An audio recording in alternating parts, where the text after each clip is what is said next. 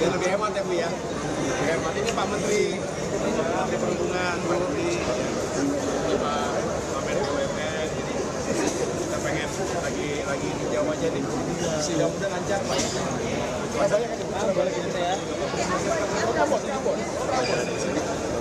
Ya, semoga lancar Pak Ibu ya. Nanti buatan juga bagus ya. Ya, salam buat keluarga di Bogor ya.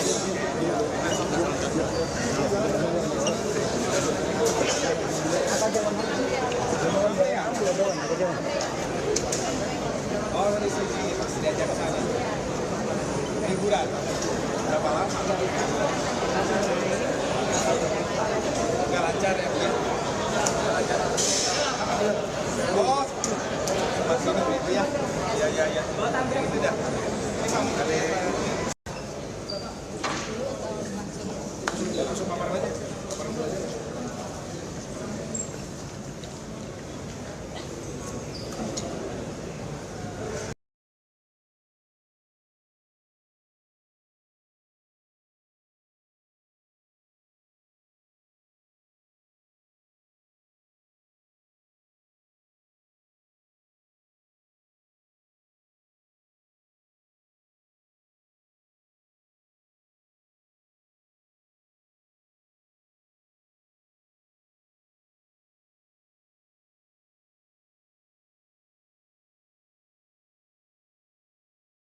Lancar ya Bu ya.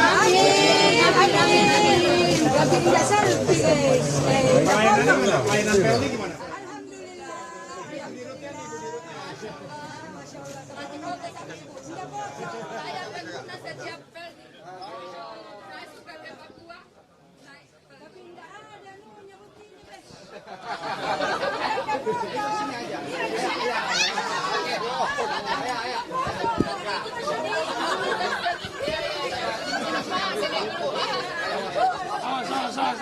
Mundur. Sebentar.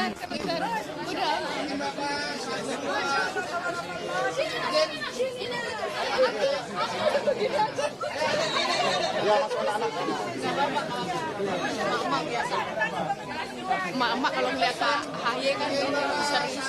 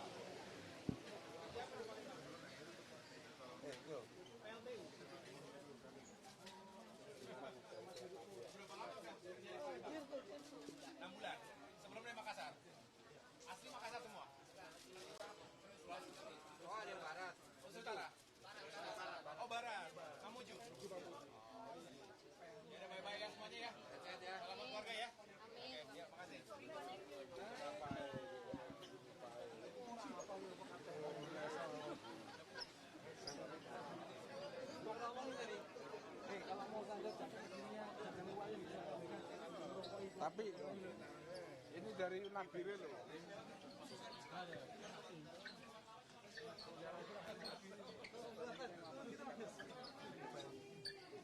Ibu itu loh menghibur.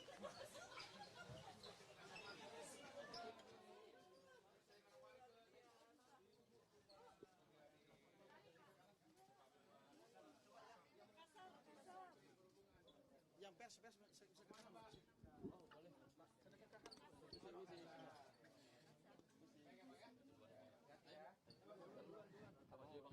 Pers duluan boleh nggak Mas? Kita tidak membelakangi. Oke, thank you Mas. Ekonomi batal.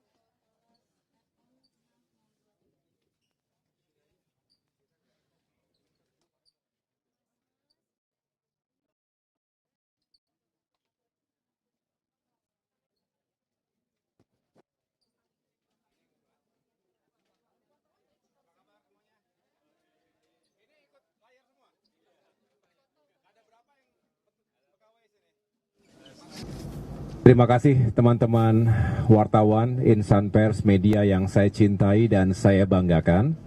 Saya didampingi Bapak Menteri Perhubungan, Bapak Budi Purwagandi, Wakil Menteri BUMN, Bapak Kartiko,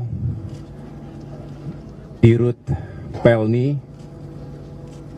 ada Dirjen Transportasi Laut, dan Kapten KM Labobar, yang tadi sama-sama kita sudah menyapa para awak kapal, termasuk para penumpang KM Labobar yang dalam waktu dekat akan segera berlayar menuju ke titik tujuan masing-masing.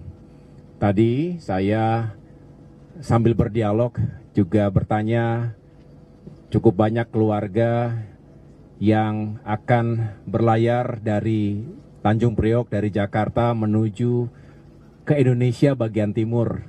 Termasuk tadi ada yang ke Ambon, ke Tual, ke Makassar, ke wilayah Papua, ada yang ke Manokwari, ke Nabire, dan lain sebagainya. Ini sebuah upaya kita untuk meyakinkan bahwa transportasi laut di masa Nataru dan tentunya setiap saat bisa benar-benar melayani masyarakat. Karena sampai dengan hari ini, tadi kami juga di ruang Pelindo juga mendengarkan pemaparan dari Ibu Dirut Pelni yang menyampaikan bahwa per hari ini ada 82 kapal, 50 milik Kemenhub, kemudian 32 milik Pelni. Di antara 32 ada 26 yang merupakan kapal penumpang, di antaranya adalah KM Labobar ini, yang setiap tahun itu bisa hingga 5 jutaan lebih penumpang yang diangkut baik ke sektor barat, sektor tengah maupun sektor timur Indonesia. Penumpangnya juga beragam, tapi bukan hanya membawa masyarakat tetapi juga kontainer-kontainer atau logistik yang ditujukan ke berbagai daerah tadi.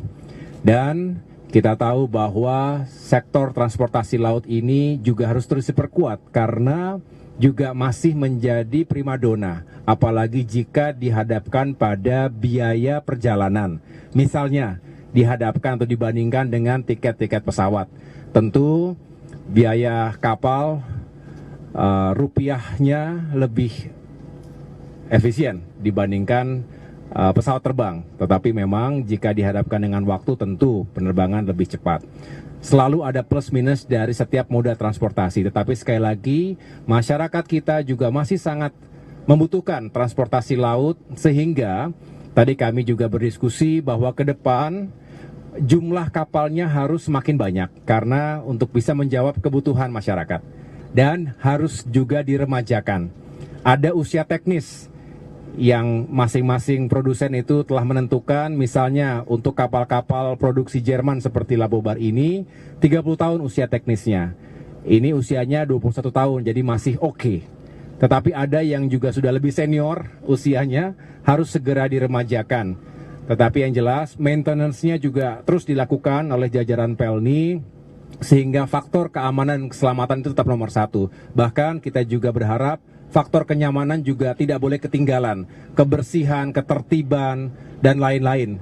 Tadi saya lihat kapalnya bersih ya, Captain. Kemudian juga kita cek instrumennya juga semuanya masih bekerja dengan sangat baik. Dan mudah-mudahan Kapten dan para kru bisa menjalankan tugas dengan baik dan melayani masyarakat sampai ke tujuan akhirnya. Saya pikir itu yang dapat saya sampaikan. Sekali lagi terima kasih Pak Menhub, kerja kerasnya, Pak Wamen BUMN, termasuk Ibu Dirut Pelni dan jajaran Pelindo dimanapun berada. Kita lanjutkan tugas-tugas kita, terutama untuk melayani masyarakat di masa Nataru, dan kita juga tidak lama lagi setelah berganti tahun, di bulan Maret adalah masa bulan suci Ramadan, termasuk libur Lebaran akan semakin tinggi mobilitas, dan kami dari Kemenko Infrastruktur dan Pembangunan Kewilayahan ingin selalu meyakinkan konektivitas antar wilayah bisa disiapkan dengan sebaik mungkin untuk ekonomi dan kemudahan masyarakat penggunanya. Saya pikir itu. Silakan. Mas, terkait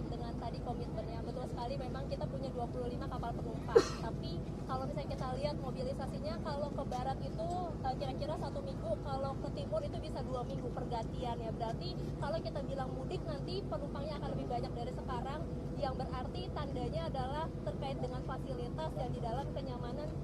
Oke, thank you. Yang saya Valencia Triksi dari Kompas TV, Mas. Ya, kalau misalnya kita bilang nanti soal mudik, berarti kan terkait dengan dispensasi, akan ada dispensasi, penumpang akan lebih banyak, kemudian juga terkait dengan kenyamanan, ini pasti akan melebihi. Kalau sekarang masih ada kasur, mungkin pas nanti mudik, saya juga sempat ikut waktu itu, ada yang tidurnya di lantai begitu ya, karena memang tidak cukup. Nah, mungkin terkait dengan komitmen ke depannya ya, terkait dengan penambahan kapal, memang dari DPR sudah diketok untuk DP, tapi itu 3 kapal baru untuk menggantikan, jadi bukan menambahkan. Nah, padahal kita butuhnya adalah penambahan kapal karena masih kurang sekali, kita juga negara maritim. Komitmen ke depannya yang tadi, langkah cepatnya tuh seperti apa ya untuk kemudian bisa mendapatkan penambahan kapal baru, kemudian juga terkait dengan anggaran, kita tahu di DPR tidak mudah ya untuk anggaran. Mungkin dari Mas Ahaye juga dan Pak Menteri, bagaimana ini nanti berkutatnya ya di DPR seperti apa, karena anggaran perlu pihak-pihak yang persetujuan, dan kemudian juga kalau kita ngelihat penumpang juga semakin banyak yang memilih kapal laut karena tadi biayanya. Jadi mungkin itu sama peremajaan ya. Kalau misalnya peremajaan, apakah ada langkah cepat yang bisa diambil untuk bisa menanggulangi sebelum mungkin mudik nanti, atau mungkin tahun depan sudah bisa ada yang dilihat. Terima kasih. Iya, nanti saya persilakan kepada Bapak Menhub, Bapak Wamen, BUMN, dan juga Ibu Dirut Pelni untuk menjawab secara lebih teknis. Tetapi prinsip besarnya adalah benar ini membutuhkan dukungan anggaran, berarti dukungan politik, karena anggaran tidak lepas dari proses politik antara pemerintah dengan parlemen, dengan DPR. Jadi kita akan meneliti secara lebih detail. Tadi sebetulnya sudah dipaparkan berapa proyeksi kebutuhan kapal tiap tahun, tiap 5 tahun ke depan, dihadapkan pada peningkatan demand masyarakat yang juga akan menggunakan kapal ini dari waktu ke waktu. Apalagi nanti ada beberapa timeline yang memang akan terjadi peningkatan intensitas mobilitas manusia maupun barang. Terkait dengan penganggaran, tentu sekali lagi harus dihitung dengan cermat. Memang tidak murah. Satu kapal itu bisa 1,5 triliun rupiah. Dan setiap uang rakyat, setiap rupiah uang rakyat harus dipertanggungjawabkan dengan sebaik mungkin. Kita juga harus melihat berapa kemampuan APBN untuk bisa memberikan support untuk peremajaan sekaligus penambahan jumlah kapal, tapi juga tengah kita bicarakan skema-skema pembayaran yang juga kredibel dan bisa lebih cepat ketika kebutuhannya juga memang lebih urgent. Nah, sedangkan di waktu yang ada, tadi saya juga berpesan agar proses maintenance ini juga harus selalu diutamakan, termasuk juga dicek instrumennya, termasuk sarana-prasarana yang membuat masyarakat lebih nyaman lagi, termasuk utamanya tadi kita lihat contohnya skoci-skocinya itu kan juga harus dicek, diinspeksi dari waktu ke waktu, sehingga tidak boleh ada kata terlambat apabila harus digunakan. Tetapi selebihnya kita juga ingin mengawal proses ini bersama-sama, dan saya tadi sudah menyampaikan kepada Bapak Menhub, nanti kita duduk bersama, kita secara khusus membicarakan kebutuhan peningkatan transportasi laut ini.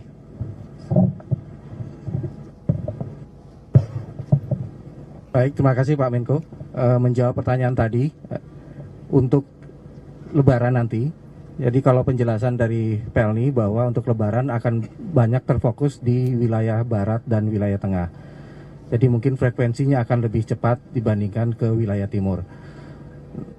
Memang tidak mungkin kita menyediakan kapal dalam waktu 3 bulan, tapi kami sebagai regulator akan memfasilitasi apa yang dibutuhkan oleh Pelni dengan mengutamakan keselamatan dan keamanan.